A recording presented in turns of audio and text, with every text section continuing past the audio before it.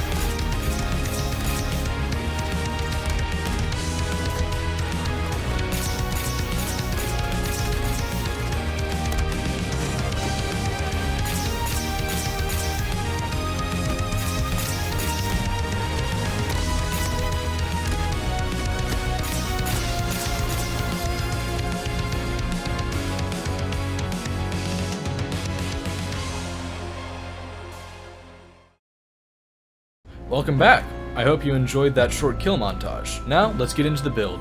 First up, we're going to be taking a look at our gear. As usual, only starred items are required to make this build work, and everything else is optional. For mobbing, we have a 300v90 Psycho Stabber. This is useful for one-shanking mobs and turning them into a fine red mist. For bossing, we have a Psycho Stabber with action skill and melee damage. This is useful due to the fact that we will always have our damage bonus active even if the boss goes under 90% health. The reason why it isn't a phase slam melee damage Psycho Stabber is because we already have that on our shield, and 2 phase slam melee anointments do not stack, so you will actually be getting more damage out of the ASE melee anointment. Because there isn't anything useful we can use in our third slot, we're just going to have an EMP5 for mobility. For the last equipped weapon, we're going to be using the face puncher. This is just for emergency second wins and for enemies that are not easily blitzable. For our shield, we will be using a low-level Brawler's Ward with Phase Slam melee damage. Because the shield will always be down, we will always have 300% increased melee damage, and that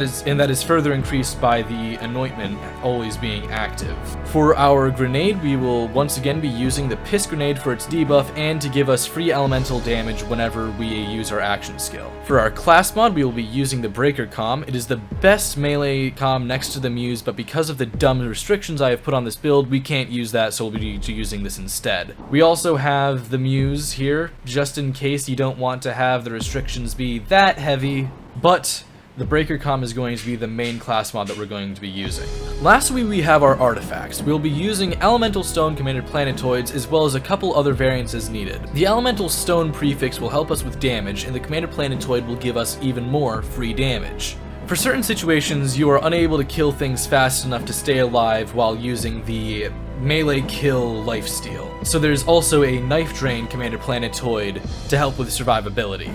We have some pretty standard skill trees for melee. For Orange Tree, we're just going to be spending enough points to get Illuminated Fist as well as Tempest for damage. For Green Tree, we will get Clarity for health regen, Helping Hands for damage reduction, Find Your Center for melee damage as well as the extended range after we use our action skill, which is actually pretty far thanks to the fact that we have 2 out of 1 in the skill. There's also Mindfulness to help us move faster so we can get within stabbing distance quicker, One with Nature for the damage reduction and maxed health, Guardian Angel for the free second wind, and Blitz for obvious reasons. We will also have Roots to Rise to help us move down the tree. For the Purple Tree, we have No Mistakes Nature for the extra melee damage, 1 point into Ebb and Flow because any kills we get with melee is going to be enough to put us back at max HP. But once again, you might not have a good enough time to kill in order to stay alive off of this, which is why we have a Knife Drain commanded planetoid on this build. Everything else here is mostly to help us move down the tree. Combo Breaker helps us keep our damage bonuses up.